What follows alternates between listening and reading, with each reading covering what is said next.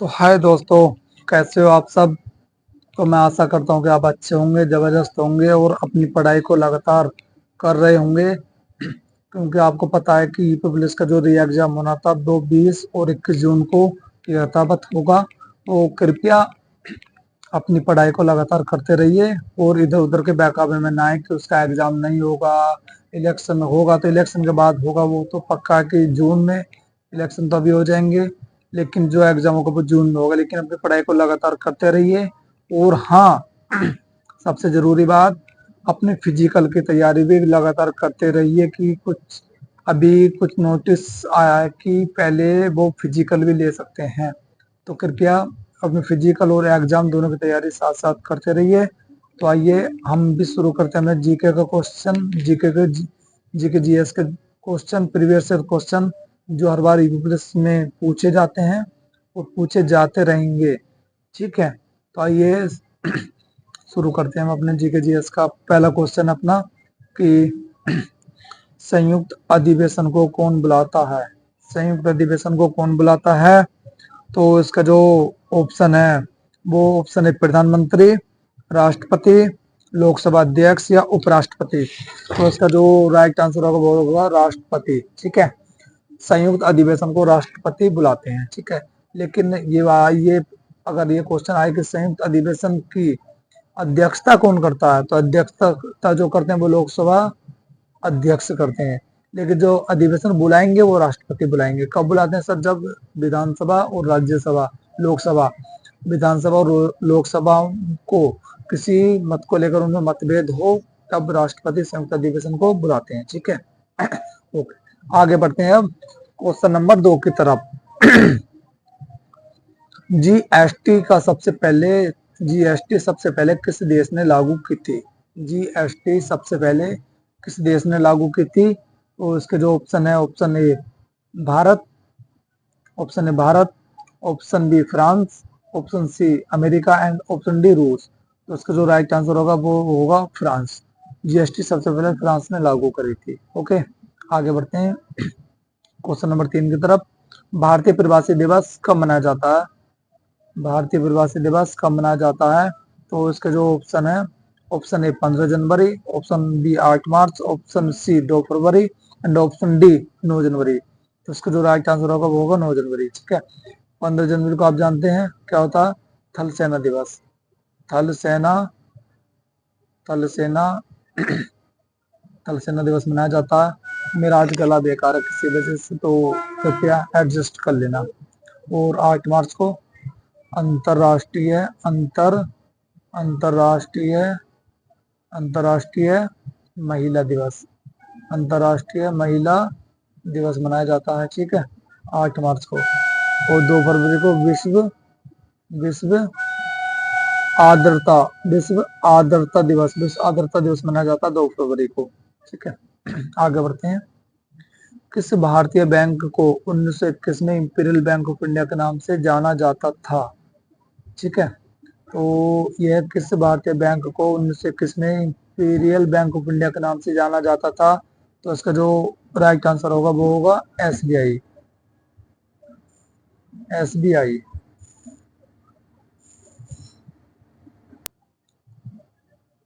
तो ये क्वेश्चन है, क्वेश्चन नंबर 4। किस भारतीय बैंक को 1921 में इंपीरियल बैंक ऑफ इंडिया के नाम से जाना जाता था? ठीक है, तो इसका जो आंसर मैंने बताया था वो बताया था एसबीआई। एसबीआई। ठीक है, किन किन बैंकों को मिलाकर इंपीरियल बैंक ऑफ इंडिया बनी थी, यह हम आपको बताते हैं। Bank of Bengal, okay, bank of Bombay, BOMBAY, Bombay and bank of Madras. इन तीनों को मर्ज किया गया था, इन तीनों को मर्ज करके बनाई गई थी इंपीरियल बैंक ऑफ इंडिया। ठीक है, आइए आगे बढ़ते हैं क्वेश्चन नंबर 5 की तरफ। सलहेस त्योहार किस राज्य का एक प्रमुख त्योहार है? तो इसका ऑप्शन है UP, option B Bihar, option C Punjab and option D Chhattisgarh. तो इसका जो राइट आंसर होगा वो होगा बिहार। ठीक है, बिहार राज्य का ही सलहेस त्योहार। ओके,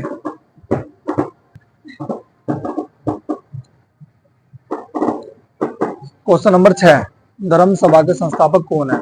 धर्म सभा के संस्थापक कौन है? इसका जो आंसर होगा वो मैं डायरेक्ट आंसर बता देता हूँ, राधाकांत देव जी। ठीक है, और आगे बढ़े क्वेश्चन नंबर 7। यह है क्वेश्चन कि राज्यसभा के सदस्यों का कार्यकाल कितना होता है? तो इसका जो आंसर आप बता दीजिए, इसका आंसर आप कमेंट करके बता देना। चलो इसको मैं बता देता हूँ क्योंकि इसमें ज्यादातर बच्चे कंफ्यूज रहते हैं। ठीक है, इसका जो आंसर वो होता है 6 ईयर। राज्यसभा के सदस्यों का कार्यकाल 6 ईयर का होता है। ठीक है, और एक बात कि राज्यसभा कभी कभी भी भंग नहीं होती। राज्यसभा कभी भंग नहीं होती, नहीं होती। ठीक है, ये आप याद रखना, ये बहुत ज्यादा महत्वपूर्ण क्वेश्चन है कि राज्यसभा कभी भंग नहीं होती ये। ओके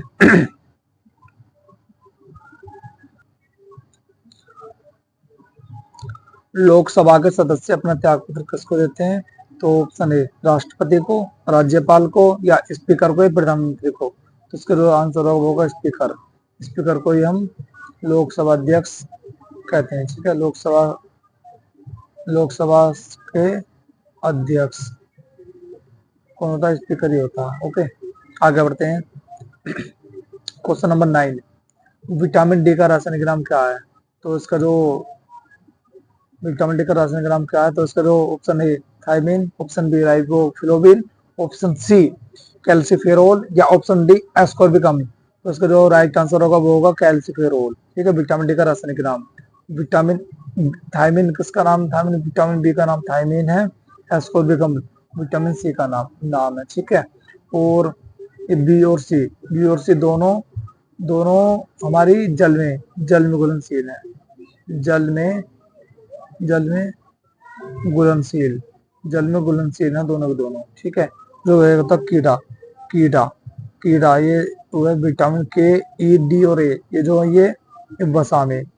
ये वसा में घुलनशील है। ओके, आपको ये याद रखना। आगे बढ़ते हैं, चलो क्वेश्चन नंबर 10 की तरफ। हाल ही में किस राज्य ने गुणोत्सव 2024 का आरंभ किया है? ऑप्शन है UP, option B Assam, option C Tamil Nadu, या झारखंड। तो उसका जो राइट आंसर होगा वो असम में। ठीक है, ओके, आगे बढ़ते हैं। भारत ये क्वेश्चन, भारत सरकार ने किस देश में भारत पार्क बनाने की योजना बना रहा है?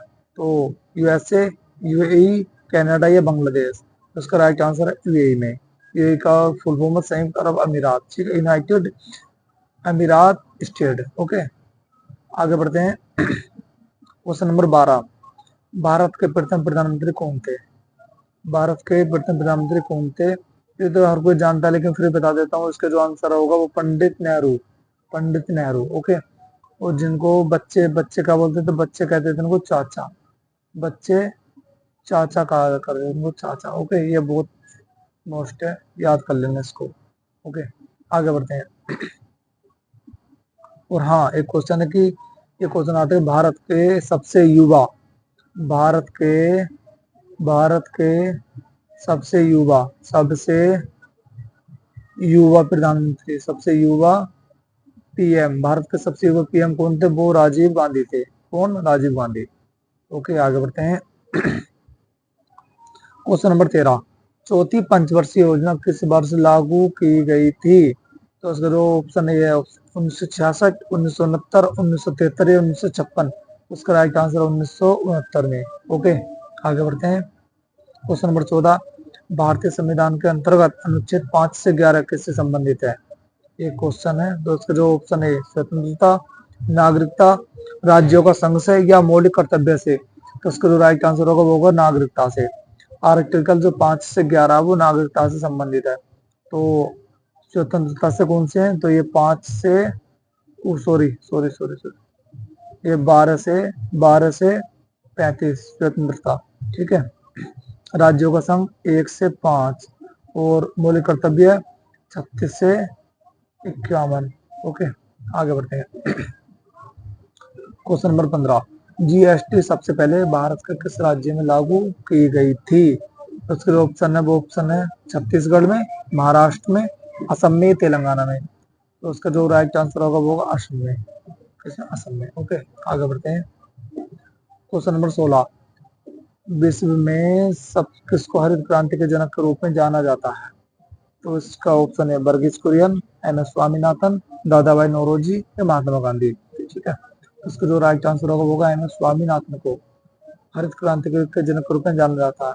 और वर्गीज कुरियन कौन थे? वर्गीज कुरियन सर ये श्वेत क्रांति, श्वेत क्रांति के जनक, श्वेत क्रांति के जनक के रूप में जाना जाता है वर्गीज कुरियन को। ओके, महात्मा गांधी राष्ट्रपिता, भारत का राष्ट्रपिता महात्मा गांधी को माना जाता है। ओके, दादा नौरोजी को old man of India, grand old man, old man of India. ठीक है, जाना जाता है इनको। तो आगे बढ़ते हैं, क्वेश्चन नंबर 17। किसी देश का संविधान दुनिया का सबसे बड़ा लिखित संविधान है? तो वो कौन सा हो सकता है? वो है जी अपना प्यारा देश भारत, प्यारा देश भारत। ओके, ठीक है, जिसमें लगभग वर्तमान में लगभग कितने 470 प्लस अनुच्छेद हैं। ठीक है, 12 अनुसूचियां हैं, 12 अनुसूचियां हैं, 12 अनुसूचियां हैं। ठीक है, 25 भाग है, 25 भाग है, आपको याद रखना है। आगे बढ़ते हैं, क्वेश्चन नंबर 18। किस वर्ष कलकत्ता से स्थानांतरित कर दिल्ली को भारत की राजधानी बनाया गया था? तो ऑप्शन है 1947, 1916 या 1911। तो उसका राइट आंसर होगा 1911 में। ठीक है, 1911। तो 1947 में हमारा देश आजाद हुआ था 15 अगस्त 1947 को। क्या हुआ था? स्वतंत्र हुआ था हमारा भारत देश, स्वतंत्र हुआ था। ठीक है, 1916 में सर होम रूल लीग की स्थापना, होम रूल लीग की स्थापना की गई 1916 किसके द्वारा? Annie Besant and Tilak ji के द्वारा। ठीक है, होम रूल लीग की स्थापना की गई थी।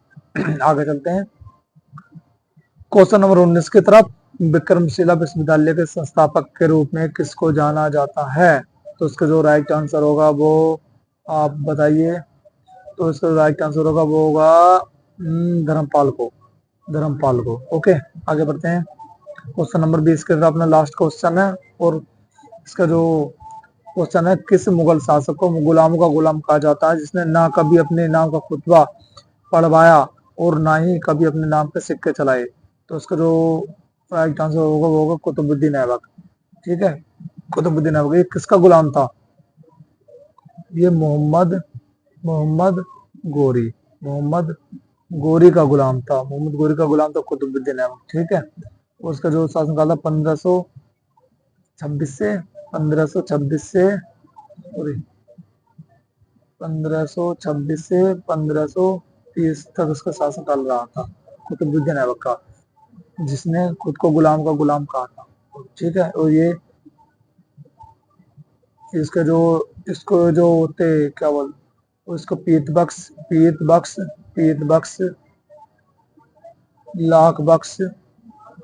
लाख बख्श आदि नामों से इसको पीत बख्श, लाख बख्श आदि नामों से इसको जाना जाता था। ओके, तो हमारे 20 क्वेश्चन पूरे हो गए हैं। तो या आप बताना, कमेंट जरूर करना कि आपको मेरी वीडियो कैसी लगी, आपको ये क्वेश्चन कैसे लगे, क्या ये यूपीपी के लेवल से हार्ड है, इजी है, आपको जैसे लगे मुझे कमेंट करके जरूर बताना। आप कैसे क्वेश्चन डलवाना चाहते हैं, मैं आपको वैसे ही ये क्वेश्चन डाल कर लाऊंगा।